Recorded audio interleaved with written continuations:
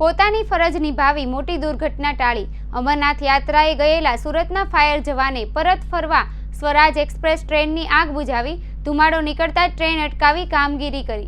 Surat fire brigade વિભાગમાં નોકરી કરતા વિજય જાદવે તેની સૂઝબૂઝથી સ્વરાજ એક્સપ્રેસ ટ્રેનમાં ધુમાડો દેખાતા આગને વધુ ફેલાતા રોકી લોકોની મદદ કરી હતી અને મોટી દુર્ઘટના બને તે પહેલા રોકી લીધી હતી। અમરનાથ યાત્રાએ ગયેલા સુરતના ફાયર જવાન પરત ફરતા સમયે ટ્રેનમાં કોચમાં ધુમાડો દેખાતા લોકો પાયલટની પરમિશન લીધી હતી અને 10 મિનિટમાં ટ્રેનની નીચે જઈ આગ ઓલવી હતી। જાણવા મળેલી માહિતી મુજબ ડભોલી ફાયર બ્રિગેડમાં માર્શલ તરીકે નોકરી કરતા વિજય જાદવ અમરનાથ દર્શને ગયા હતા।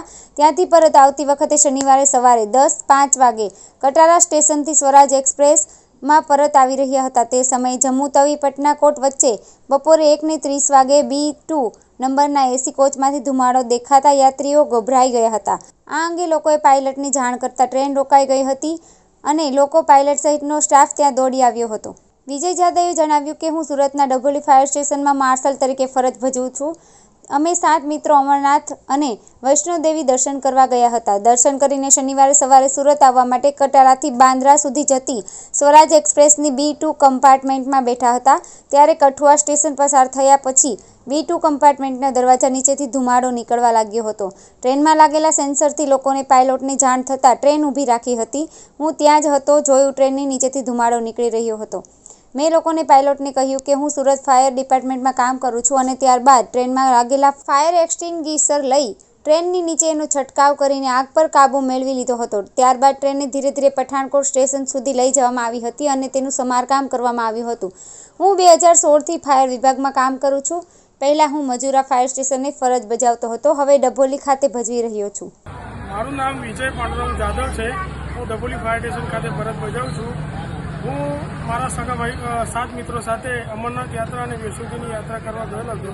27/7/2024ના રોજ વૈષ્ણોદેવી કટરા રેલવે સ્ટેશનથી બાંદ્રા જતી સ્વરાજ એક્સપ્રેસમાં હું સફર કરતો હતો।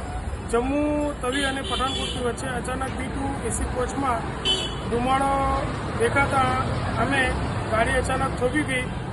અમે દરવાજાથી નીચે ઉતરતા જોયું તો B2 એસી કોચના વ્હીલચેરમાં આગ લાગેલી હતી।